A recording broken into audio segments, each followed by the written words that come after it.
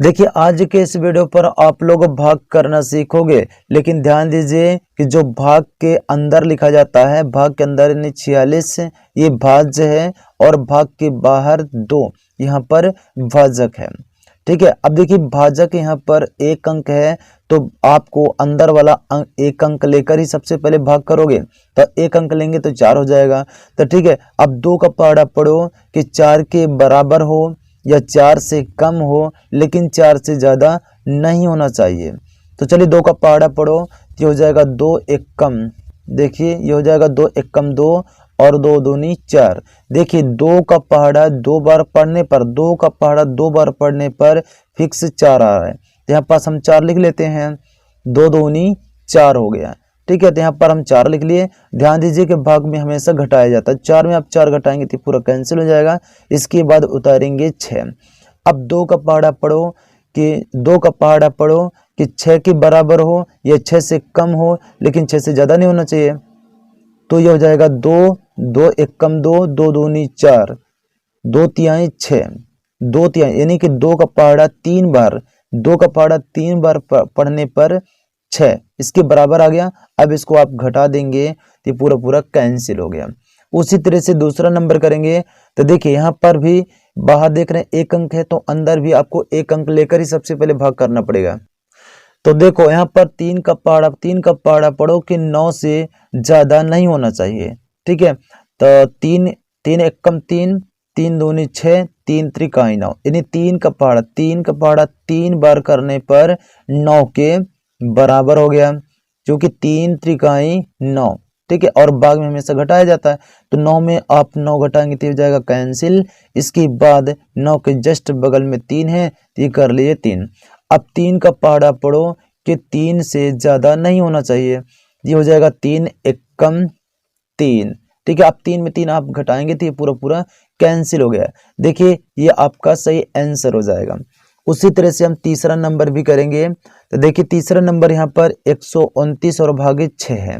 तो ध्यान दीजिए कि बाहर यहाँ पर 1 अंक है, तो अंदर भी सबसे पहले आप 1 अंक लेकर के ही भाग करोगे, लेकिन अंदर वाला अंक हमेशा बड़ा होना चाहिए। देखिए यहाँ पर अंदर वाला अंक हमेशा बड़ा होना चाहिए, लेकिन एक और 6 में से जो 1 है वो छोटा है, 6 बड़ा हो गया। तो इस स्थिति में आपको क्या करना है कि दोनों अंक लेना पड़ेगा, 1 और 2 दोनों को मिला के 12 बोलेंगे। ठीक है, और इसकी बात तो चलिए अब पहाड़ा पढ़ लेते हैं कि 6 का पहाड़ा पढ़ो कि 12 के बराबर हो या 12 से कम हो, लेकिन 12 से ज्यादा नहीं होना चाहिए।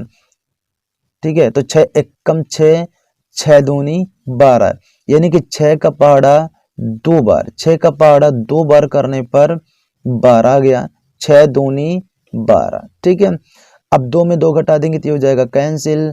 अब ये भी कैंसिल, यानी 0 भी लिख सकते हैं। अब देखिए इनके अब जस्ट बगल में देख रहे हैं 9 है।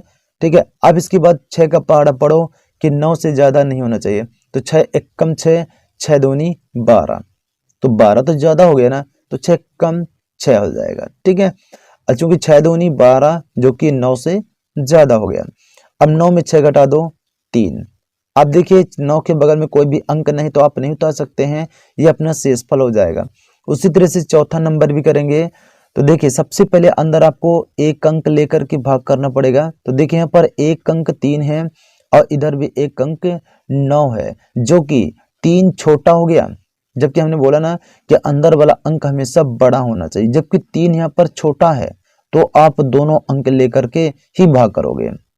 2 अंक क्यों ले रहे हैं, क्योंकि 3 लेने पर 1 अंक लेने पर छोटा हो गया ना उससे ना, इसलिए आपको दोनों अंक लेना पड़ेगा।